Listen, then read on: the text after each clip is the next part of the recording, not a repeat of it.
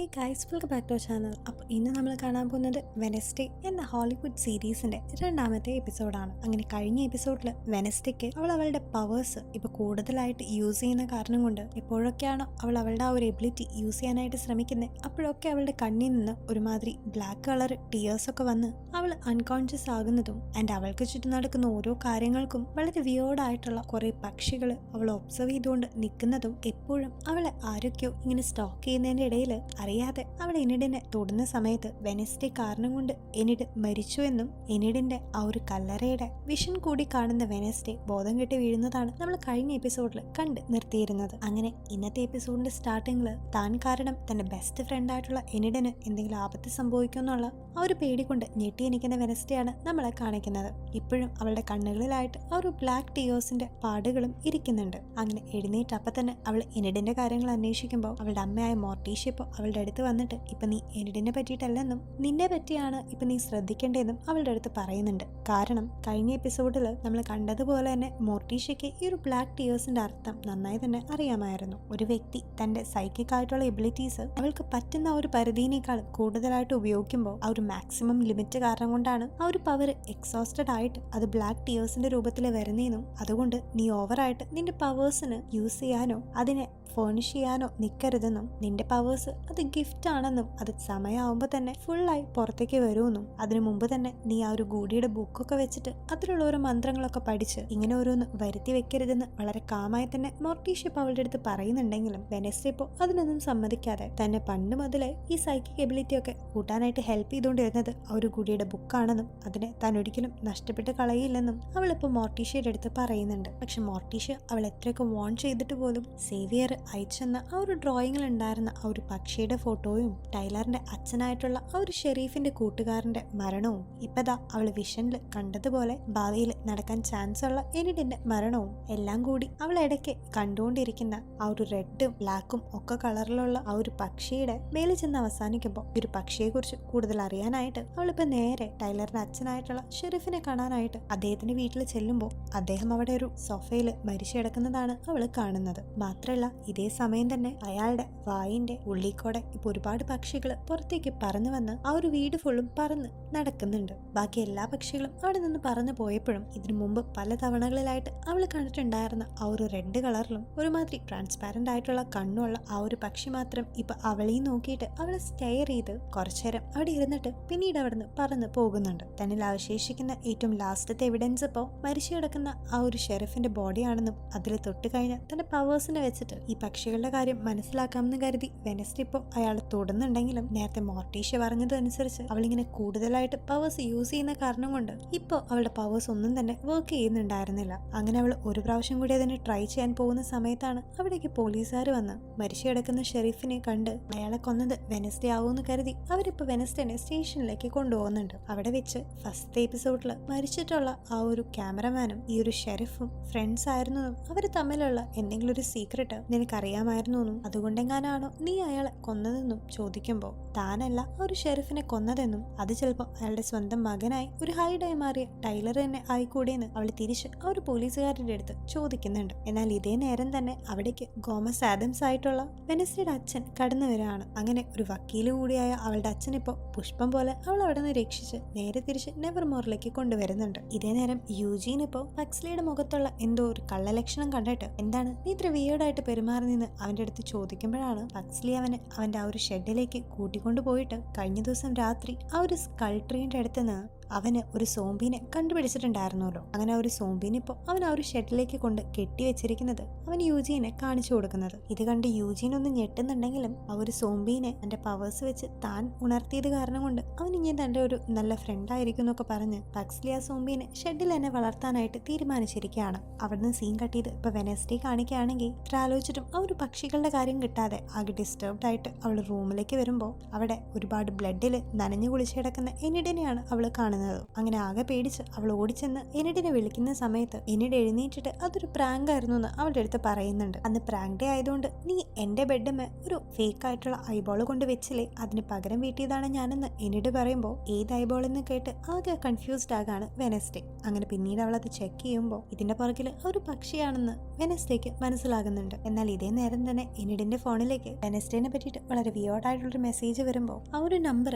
മരിച്ചു പോയിട്ടുള്ള ഷെരീഫിന്റേതാണെന്ന് അവർ രണ്ടുപേരും മനസ്സിലാക്കുന്നുണ്ട്. പക്ഷെ ഇതൊക്കെ കണ്ടിട്ട് കഴിഞ്ഞ പ്രാവശ്യം പോലെ തന്നെ ഇനിയും വെനസ്ഡേയുടെ ഒപ്പം ഞാൻ നിന്ന് കഴിഞ്ഞു കഴിഞ്ഞാൽ ഇനിയും ഇതിലും വലിയ വലിയ പണികൾ തനിക്ക് കിട്ടുമെന്നും ഇപ്പൊ തന്നെ അവളുടെ ലൈഫ് ഡേഞ്ചറിലാണെന്ന് എനിഡിന് തോന്നി തുടങ്ങിയിരുന്നു. പക്ഷെ വെനസ്ഡേ ആകട്ടെ ഇതിന് പുറകിലുള്ള ആ ഒരു പക്ഷിയുടെ സീക്രട്ട് കണ്ടുപിടിക്കാനായിട്ട് അവളിപ്പോ തിങ്ങിന്റെ അടുത്ത് തന്റെ പവേഴ്സ് എങ്ങാനും കണ്ടുപിടിക്കാനായിട്ടുള്ള എന്തെങ്കിലും ഐഡിയ ഒരു ഗുഡിയുടെ ബുക്ക് നോക്കി പറയാനായിട്ട് ആവശ്യപ്പെട്ടിട്ട് നേരെ അവരുടെ സ്കൂളിലുണ്ടായിരുന്ന ഒർലോഫ് എന്ന അലയൊക്കെ കുപ്പിയിലിട്ട് വെച്ചിട്ടുണ്ടായിരുന്ന ഒരു പ്രൊഫസറിനോടും അവരുടെ പ്രിൻസിപ്പളിനോടായിട്ട് തങ്ങളുടെ ഈ ഒരു സ്കൂളിൽ പക്ഷികളെ കൺട്രോൾ ചെയ്യാൻ പറ്റുന്ന രീതിയിലുള്ള പവേഴ്സ് ഉള്ള ആരെങ്കിലും ഉണ്ടോയെന്ന് ചോദിക്കുമ്പോൾ അങ്ങനെ ഒരു കുട്ടി ഇവിടെ പഠിക്കുന്നില്ലെന്നായിരുന്നു അവരുടെ രണ്ടുപേരുടെയും മറുപടി. ഇതേ നേരം അവിടെ നിന്ന് സീൻ കട്ട് ചെയ്ത് വീണ്ടും യൂജീനെയും പക്സ്ലിനെയും കാണിക്കുകയാണെങ്കിൽ പക്സ്ലി ഇപ്പോൾ അവന്റെ ഒരു പെറ്റിനെ പോലെയാണ് ആ ഒരു സോംബിനെ നോക്കിക്കൊണ്ടിരിക്കുന്നത്. ഈവൻ അതിന് തിന്നാൻ വേണ്ട ഫുഡ് പോലും അവൻ കൊണ്ടുകൊടുക്കുന്നുണ്ട്. പക്ഷെ അവർ പോയി കഴിയുമ്പോഴാണ് ആ ഒരു സോംബി ശരിക്കും അതിന്റെ ചെയിനൊക്കെ പൊട്ടിച്ച് അവിടെ നിന്ന് രക്ഷപ്പെടാനായിട്ട് ട്രൈ ചെയ്യുന്നത് നമ്മളെ കാണിക്കുന്നുണ്ട്. വീണ്ടും വെനസ്ഡേ കാണിക്കുകയാണെങ്കിൽ ഒരു ബേർഡിനെ പറ്റിയിട്ട് അറിയാനായിട്ട് താൻ ആദ്യം തന്നെ ഒരു ഹൈഡായി മാറിയ ടൈലറിനെ പോയിട്ട് കാണണം എന്ന് പറഞ്ഞിട്ട് നേരെ അവൻ അഡ്മിറ്റ് ചെയ്തിരിക്കുന്ന ആ ഒരു ഹോസ്പിറ്റലിലേക്ക് ചെല്ലുമ്പോൾ ആ ഒരു ഗ്യാപ്പിന് കറക്റ്റായിട്ട് മോർട്ടീഷ്യ അവളുടെ റൂമിലേക്ക് കയറി വന്നിട്ട് അവിടെ ഉണ്ടായിരുന്ന എനിഡിന്റെ അടുത്ത് വെനസ്ഡേ യൂസ് ചെയ്തുകൊണ്ടിരുന്ന ഗുഡിയുടെ ആ ഒരു ബുക്ക് എവിടെയാണെന്ന് ചോദിക്കുകയും എനിഡ് അത് എടുത്തു കൊടുക്കുകയും ചെയ്യുന്നുണ്ട്. ഇതേ നേരം വെനസ്ഡേ ആകട്ടെ എനിഡ് പുതിയ ഡ്രൈവേഴ്സ് ക്ലാസ്സിന് രജിസ്റ്റർ ചെയ്തെന്നും പക്ഷെ ഇപ്പോഴത്തെ ഒരു സിറ്റുവേഷനിൽ എനിഡ് അങ്ങനെയുള്ള ക്ലാസ്സുകൾ അറ്റൻഡ് ചെയ്യുന്നത് ഡേഞ്ചറസ് ആണെന്ന് മനസ്സിലാക്കി വെനസ്ഡേ ഇപ്പോൾ അവളെ തന്നെ എനിഡായി ഇൻട്രൊഡ്യൂസ് ചെയ്തിട്ട് എനിഡിനെ പഠിപ്പിക്കാൻ വന്ന ഒരു ഡ്രൈവർ മാഷിന്റെ ഒപ്പം നേരെ തന്നെ ടൈലറിനെ അഡ്മിറ്റ് ചെയ്തിരിക്കുന്ന ആ ഒരു ഹോസ്പിറ്റലിലേക്ക് പോകുന്നുണ്ട്. പക്ഷെ വന്ന വഴി വെനസ്ഡേയുടെ അതിഗംഭീര സ്പീഡ് കാരണം ജീവൻ തിരിച്ചു കിട്ടിയതിൽ സന്തോഷിച്ച് ആ ഒരു ഡ്രൈവർ ഇപ്പോൾ വേഗം തന്നെ അവിടെ നിന്ന് പോകുന്നുമുണ്ട്. ഇതേ നേരം ആ ഒരു ഹോസ്പിറ്റലിലേക്ക് കയറി വരുന്ന വെനസ്ഡേ അവിടെ ഉണ്ടായിരുന്ന ജൂഡി എന്ന് പറഞ്ഞ അവിടുത്തെ ഡോക്ടറുടെ അസിസ്റ്റന്റിനെ പോയിട്ട് കാണുന്നുണ്ട്. അങ്ങനെ ജൂഡിയായിട്ട് സംസാരിച്ച് ഡോക്ടറുടെ പെർമിഷനോടും കൂടിയിട്ട് നേരെ ഇപ്പോൾ ടൈലറിനെ കാണാനായിട്ട് ഒരു ഹൈ സെക്യൂരിറ്റി പ്രിസണിലേക്ക് കയറി വരുന്നുണ്ട്. അങ്ങനെ ആ ഒരു ഹൈഡായിട്ടുള്ള ടൈലറെ അവരവിടെ കെട്ടിയിട്ട് ഇരിക്കുന്നത് കാണുമ്പോൾ വെനസ്ഡേ ഇപ്പൊ അവന്റെ അടുത്ത് ചെന്നിട്ട് അവന്റെ അച്ഛൻ ഇന്നലെ മരണപ്പെട്ടു എന്നും അവന്റെ അച്ഛന്റെ ഫ്രണ്ടായിട്ടുള്ള ആ ഒരു ക്യാമറമാനും അതേ രീതിയിൽ തന്നെയാണ് കൊല്ലപ്പെട്ടെന്നും ഇതിനൊക്കെ പുറകിലായിട്ട് ഏതോ ഒരു ബേർഡൊക്കെ ഉണ്ടെന്നും അവളിങ്ങനെ ടൈലറിന്റെ അടുത്ത് പറഞ്ഞുകൊണ്ടിരിക്കുമ്പോൾ നീ ഇപ്പൊ എന്റെ അടുത്തേക്ക് വന്നിരിക്കുന്നത് നിനക്ക് ഹെൽപ്പിന് വേണ്ടിയല്ലെന്നും പക്ഷെ നീ ഇതുപോലെ ഒന്നും പിടികിട്ടാതെ കിടന്ന് അലയുന്നത് എനിക്ക് കാണണം എന്നൊക്കെ പറഞ്ഞ് ടൈലർ ഇപ്പൊ അവളെ ഇറിറ്റേറ്റ് ചെയ്യുന്നുണ്ട്. ദേഷ്യം വന്ന വെനസ്ഡേയും അവളുടെ വായിലിരിക്കുന്നതൊക്കെ അവനെ വിളിച്ചു പറയുന്നുണ്ട്. ഇത് കേൾക്കുന്ന ടൈലർ ഇപ്പോൾ നീ എന്തായാലും എനിഡിന്റെ അടുത്ത് ഒന്ന് സൂക്ഷിച്ചോളാൻ പറയാനും ഞാൻ ഇവിടെ നിന്ന് പുറത്തിറങ്ങിയ ആദ്യം കൊല്ലാൻ പോകുന്നത് എനിഡിനെയാണെന്നും അവൻ പറയുമ്പോൾ വെനസ്ഡേ ഇപ്പോൾ അവന്റെ അച്ഛനെ പറ്റിയും അവന്റെ ഫാമിലിയെ പറ്റിയും അവനോട് തിരിച്ച് എഗെയിൻസ്റ്റ് ആയി സംസാരിക്കുമ്പോൾ അത് കേട്ട് ദേഷ്യം വരുന്ന ടൈലർ ഇപ്പോൾ ഒരു ഹൈഡായി മാറാൻ പോകുമ്പോഴേക്കും അവിടെ ഉണ്ടായിരുന്ന കൺട്രോളർ ഒരു ഇലക്ട്രിക് ഷോക്ക് കൊടുത്ത് അവനെ നോർമൽ ആക്കുന്നുണ്ട്. അവിടെ നിന്ന് കട്ട് ചെയ്ത് ഇപ്പൊ നെവർമോറിനെ കാണിക്കുകയാണെങ്കിൽ ഇപ്പൊ യൂജീൻ ഇപ്പോൾ ഓടിക്കതച്ച് വന്ന് പക്സ്ലിയുടെ അടുത്ത് നിന്റെ ഏറ്റവും വലിയ പെറ്റായിട്ടുള്ള ആ ഒരു സോംബി നമ്മൾ ഒളിപ്പിച്ചു വെച്ച ആ ഒരു ഷെഡിൽ നിന്നിട്ട് എസ്കേപ്പ് ചെയ്തു എന്ന് പറയുമ്പോൾ അത് കേട്ട് പക്സ്ലി ആകെ തന്നെ ഞെട്ടി പോകുന്നുണ്ട്. ഇതേ നേരം എനിഡിപ്പോ അവളുടെ പുതിയ ബോയ് ഫ്രണ്ട് ആയിട്ടുള്ള ബ്രൂണോനെയും കൊണ്ടിട്ട് അവന്റെ റൂമിലേക്ക് വന്നിട്ട് തിങ്ങിന് അവനെ പരിചയപ്പെടുത്തി. അങ്ങനെ തിങ്ങിന്റെ അടുത്ത് പിന്നെ സംസാരിക്കുമ്പോഴാണ് അന്ന് തിങ്ങിന്റെ ബർത്ത്ഡേ ആണെന്നും പക്ഷെ എൻറ്റയർ ആദംസ് ഫാമിലിയും അവന്റെ ആ ഒരു ബർത്ത്ഡേയുടെ കാര്യം മറന്നുപോയെന്നും എനിഡ് മനസ്സിലാക്കുന്നത്. അങ്ങനെ അവളിപ്പോ തിങ്ങിനെ ആശ്വസിപ്പിച്ചുകൊണ്ടിരിക്കെ തന്നെ ബ്രൂണോക്ക് എന്തോ പറ്റി. ഇപ്പോ ബ്രൂണോനെ നോക്കാനായിട്ട് പോകുന്നതും അവളുടെയും ഒരു കരച്ചിലിപ്പോ തിങ് കേൾക്കുന്നുണ്ട്. പക്ഷെ അവൾക്ക് എന്താ പറ്റിയെന്ന് തിങ്ങിനെ നോക്കാൻ പറ്റും മുമ്പ് തന്നെ തിങ് അവരിയ്ക്കുന്ന ആ ഒരു പെട്ടിയിൽ വെച്ച് ലോക്കായി പോവാണ്. ഇതേ നേരം ബിയാങ്കനെ ആ ഒരു പ്രിൻസിപ്പിൾ വിളിച്ചിട്ട് നീ എങ്ങനെയെങ്കിലും മോർട്ടീഷ്യനെ കൊണ്ട് ആ ഒരു ഫണ്ട് റേസിംഗിന് വേണ്ടിയിട്ട് സമ്മതിപ്പിക്കണമെന്നും ഈ ഒരു സൈറൺ ആയതുകൊണ്ട് നിന്റെ പവേഴ്സ് വെച്ച് ഈ ജസ്റ്റ് ഒരു വാക്ക് അവളുടെ അടുത്ത് പറയുകയാണെങ്കിൽ അവൾ അതിൽ കൺവിൻസ്ഡ് ആയിക്കോളൂന്നും പറയുമ്പോൾ അവളിപ്പോ അവളുടെ പവേഴ്സ് വെച്ച് ആ ഒരു പ്രിൻസിപ്പളിന്റെ അടുത്ത് ഇനി തന്നെ ഡിസ്റ്റർബ് ചെയ്യരുതെന്ന് പറയുന്നുണ്ടെങ്കിലും ഒരു പ്രിൻസിപ്പളുടെ കയ്യിൽ ഈ ഒരു സൈറൻസിന്റെ പവറിനെ എതിർത്ത് നിൽക്കാനായിട്ടുള്ള ഒരു ലോക്കറ്റ് ഉണ്ടായിരുന്നതുകൊണ്ട് അവൾ പറയുന്ന അതേ കാര്യം ചെയ്യാനായിട്ട് ആ ഒരു പ്രിൻസിപ്പൾ കൂട്ടാക്കിയില്ല. ഇതേ നേരം വെനസ്ഡേ തിരിച്ച് അവളുടെ റൂമിലേക്ക് എത്തുമ്പോൾ എനിഡ് മിസ്സിംഗ് ആണെന്ന കാര്യം മനസ്സിലാക്കി അവളിപ്പോ എനിഡിന്റെ ഫോൺ എടുക്കുന്ന സമയത്ത് ഏതോ ഒരു അജ്ഞാത വ്യക്തി വെനസ്ഡേ വിളിച്ചിട്ട് എനിഡിനെ താൻ കിഡ്നാപ്പ് ചെയ്തത് പറയുന്നുണ്ട്. തൊട്ട് പിന്നാലെ തന്നെ അവൾക്ക് ഒരു ലെറ്ററിലായിട്ട് ഹേർട്ട് എന്നൊക്കെ പറഞ്ഞ് കുറെ വാക്കുകളും കിട്ടിയിട്ടുണ്ടായിരുന്നു. ആദ്യം ആ ഒരു ലെറ്റർ കണ്ടിട്ട് ഇതെന്ത് മെസ്സേജ് ആണെന്ന് അവൾ ചിന്തിച്ചിരുന്നെങ്കിലും പിന്നീട് അത് ശരിക്കും മെസ്സേജ് അല്ലെന്നും അത് ഈ മ്യൂസിക്കലായിട്ടുള്ള ഇൻസ്ട്രുമെന്റ്സിൽ നമ്മൾ യൂസ് ചെയ്യുന്ന ഒരു തരം നോട്ട്സ് ആണെന്നും മനസ്സിലാവുമ്പോൾ അവളിപ്പോൾ നേരെ പിയാനോയിൽ പോയിട്ട് ആ ഒരു നോട്ട്സ് ഒക്കെ പ്ലേ ചെയ്യുമ്പോൾ അവിടെ ഒരു സീക്രട്ട് ആയിട്ടുള്ളൊരു പാത്വേ ഓപ്പൺ ആയി വരികയാണ്. അങ്ങനെ പിന്നീട് അവൾ ആ ഒരു പാത്വേ കൂടെ നടക്കുമ്പോൾ ഏതൊരു മാസ്ക്ഡ് ആയിട്ടുള്ളൊരു വ്യക്തി അവളെ ഫോളോ ചെയ്യുന്ന പോലെ അവൾക്ക് തോന്നുകയും പിന്നീട് കുറച്ചു നേരം കഴിയുമ്പോൾ ആ ഒരു മാസ്ക് ഉപേക്ഷിച്ച നിലയിൽ അവൾക്ക് അവിടെ നിന്ന് കിട്ടുകയും ചെയ്യുന്നുണ്ട്. അങ്ങനെ വെനസ്ഡേ ഇപ്പോൾ എങ്ങനെയൊക്കെയോ ആ ഒരു പാസേജിലൂടെ കടന്നിട്ട് ലാസ്റ്റ് എനിഡിനെയും ബ്രൂണോനെയും ഒരുമിച്ച് കെട്ടിവെച്ചിരിക്കുന്ന ആ ഒരു സ്ഥലത്തേക്ക് എത്തിയിട്ടുണ്ട്. പക്ഷെ അവർ കിടക്കുന്ന ആ ഒരു സ്ഥലത്തിന് മുകളിലായിട്ട് ഒരു ലോഡ് കത്തികളിരിക്കുന്നതും അവരിപ്പോൾ പയ്യെ താഴേക്ക് ഇറങ്ങി വരുന്നതും കാണുമ്പോൾ വെനസ്ഡേ ഇപ്പോൾ ആ ഒരു കത്തികളെ നിർത്തിക്കാനായിട്ട് എന്തെങ്കിലും വഴി നോക്കുന്നുണ്ട്. അങ്ങനെ ഫൈനലി അവിടെ ടൈപ്പ് റൈറ്ററിൽ ഉണ്ടായിരുന്ന ഒരു ക്വസ്റ്റ്യന് കറക്റ്റായിട്ടുള്ള ആൻസർ പറഞ്ഞ് തലനാരടിക്ക് തന്നെ അവളിപ്പോൾ എനിഡിനെയും ബ്രൂണോനെയും അവിടെ നിന്ന് രക്ഷിക്കുന്നുണ്ട്. ഇതേ നേരം തന്നെ വെനസ്ഡേ ഇങ്ങനെ ട്രാപ്പിലാക്കിയിട്ടുള്ള ഒരു പ്ലാന്റ് മാസ്റ്റർ മൈൻഡ് അവിടെ പ്രത്യക്ഷയാകുന്നുണ്ട്. പക്ഷെ അത് ആരാണെന്ന് കാണുമ്പോഴാണ് എല്ലാവരും ഞെട്ടിപ്പോകുന്നത്. കാരണം ഇപ്പോൾ പുതിയതായിട്ട് നെവർമോറിലേക്ക് അഡ്മിഷൻ എടുത്ത് വന്നിരിക്കുന്ന ആഗ്നസ് എന്ന് പറയുന്ന വെനസ്ഡേയുടെ ഒരു കട്ട ഫാൻ ഗേൾ ആയിരുന്നു ആ ഒരു കൊച്ച്. എങ്ങനെയെങ്കിലും വെനസ്ഡേയുടെ അറ്റൻഷൻ കണ്ടുപിടിക്കാനും താൻ ഏറ്റവും കൂടുതൽ ആരാധിക്കുന്ന വെനസ്ഡേക്ക് ചെറിയൊരു പ്രാങ്ക് കൊടുക്കാനും വേണ്ടിയിട്ടാണ് ഇൻവിസിബിളായി മാറാൻ കഴിവുള്ള ആഗ്നസ് ഇപ്പോൾ ഇങ്ങനെ ഒരു പ്ലാന് എക്സിക്യൂട്ട് ചെയ്തിരിക്കുന്നത്. പക്ഷെ ഇത് കേൾക്കുന്ന വെനസ്ഡേ, നിനക്ക് എന്റെ അറ്റൻഷൻ കിട്ടണമെങ്കിൽ എന്തിനു വേണ്ടിയിട്ടാണ് നീ ഒരുപാട് പേരെ കൊന്നു കളഞ്ഞതെന്നും ആ ഒരു ഐബോൾ എന്തിനാണ് എൻ്റെ ടേബിളിൽ കൊണ്ട് വെച്ചതെന്നും ചോദിക്കുമ്പോൾ താന് വെനസ്ഡേ അവളൊന്ന് ശ്രദ്ധിക്കാൻ വേണ്ടിയിട്ട് ചെറിയൊരു പ്രാങ്ക് മാത്രമാണ് നടത്തിയതെന്നും അവൾ ഇപ്പം ഈ പറഞ്ഞ കാര്യങ്ങളൊന്നും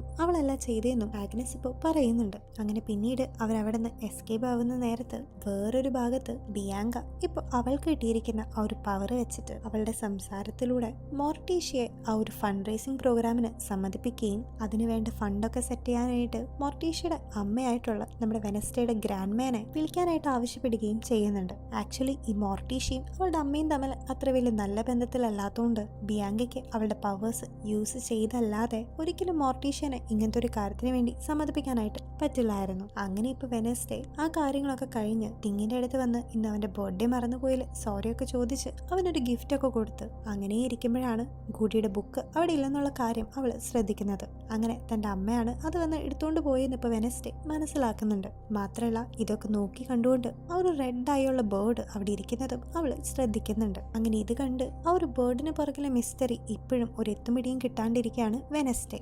ഇതേ നേരം പക്സ്ലി തന്റെ പെറ്റായിട്ട് കാത്തു സൂക്ഷിച്ചിരുന്ന ആ ഒരു സോംബി ഇപ്പോൾ കാട്ടിക്കൂടെ ഒറ്റയ്ക്ക് നടന്ന് ലാസ്റ്റ് എനിഡായിട്ട് വെനസ്ഡേ തെറ്റിദ്ധരിപ്പിച്ച് കാറിൽ കയറിയിട്ടുണ്ടായിരുന്ന ആ ഒരു ഡ്രൈവറിന്റെ വണ്ടിയുടെ മുമ്പിൽ വന്നിട്ട് ആ ഒരു സോംബി ഇപ്പോൾ ഇടിക്കുന്നുണ്ട്. താൻ ആരാണാവോ ഇടിച്ചെന്ന് അറിയാനായിട്ട് ഇപ്പൊ ആ ഒരു ഡ്രൈവർ ഇറങ്ങി അവിടെ ഫുള്ള് നോക്കിയിട്ടും ആരുടെയും ബോഡി കാണാത്തതുകൊണ്ട് എന്തോ പന്തേട് തോന്നി അയാൾ അങ്ങനെ നിൽക്കുന്ന നേരത്തെ തന്നെ ആ ഒരു സോംബി ഇപ്പോൾ അവനെ ആക്രമിച്ച് പാവം ആ ഒരു ഡ്രൈവറുടെ കഥ കഴിക്കുന്നുണ്ട്. സോ അങ്ങനെ ഈ ഒരു സീനോട് കൂടിയിട്ട് ഇന്നത്തെ എപ്പിസോഡ് ഇവിടെ എൻഡ് ചെയ്യാണ്. അപ്പൊ ഇന്നത്തെ എപ്പിസോഡിൽ നിങ്ങൾ മനസ്സിലാക്കേണ്ട ഒരേ ഒരു കാര്യം എന്ന് പറയുന്നത് വെനസ്ഡേനെ ഇപ്പോഴും നിരീക്ഷിച്ചുകൊണ്ടിരിക്കുന്ന ഒരു ബേർഡും അതിന്റെ പുറകിലായിട്ട് ഏതൊരു വ്യക്തി ഉണ്ടെന്നും അവൾക്ക് മനസ്സിലാക്കിയിരിക്കുകയാണ്. പക്ഷെ അവളുടെ സൈക്കിക് ആയിട്ടുള്ള എബിലിറ്റീസ് ഒന്നും കയ്യിലില്ലാത്തതുകൊണ്ട് അവളുടെ പവേഴ്സ് ഇല്ലാതെ അവൾക്ക് ഒരിക്കലും അയാളെ കണ്ടുപിടിക്കാനായിട്ട് പറ്റില്ല. അതിനാകെ കൂടി ഉണ്ടായിരുന്ന ഒരേ ഒരു ഓപ്ഷൻ എന്ന് പറയുന്നത് ഗുഡിയുടെ ബുക്കായിരുന്നു. പക്ഷെ അതും ഇപ്പോൾ മോർട്ടീഷ്യ എടുത്തു മാറ്റിയതുകൊണ്ട് ഇപ്പോഴും ഒരു 0 പൊസിഷനിൽ നിൽക്കുകയാണ് വെനസ്ഡേ. മാത്രമല്ല ഇതിനിടയിൽ അവളുടെ ഫ്രണ്ട് ആവാൻ വേണ്ടിയിട്ട് ആഗ്നസ് എന്ന് പറഞ്ഞ ഒരു ജൂനിയർ കൊച്ചും കൂടി അവളുടെ ഒപ്പം കൂടിയിട്ടുണ്ട്. സോ ഇനി എങ്ങനെയാണ് ഈ ഒരു സ്റ്റോറി കണ്ടിന്യൂ ചെയ്യുന്നതെന്ന് അറിയാനായിട്ട് അടുത്ത എപ്പിസോഡ് വരെ ഒന്ന് വെയിറ്റ് ചെയ്യണേ. അപ്പോൾ വീഡിയോ ഇഷ്ടപ്പെടുകയാണെങ്കിൽ ചാനൽ സബ്സ്ക്രൈബ് ചെയ്യാനും വീഡിയോ ലൈക്ക് ചെയ്യാനും ആരും മറക്കരുത്. അപ്പോൾ അടുത്ത വീഡിയോ വരെ ടേക്ക് കെയർ ആൻഡ് ബൈ.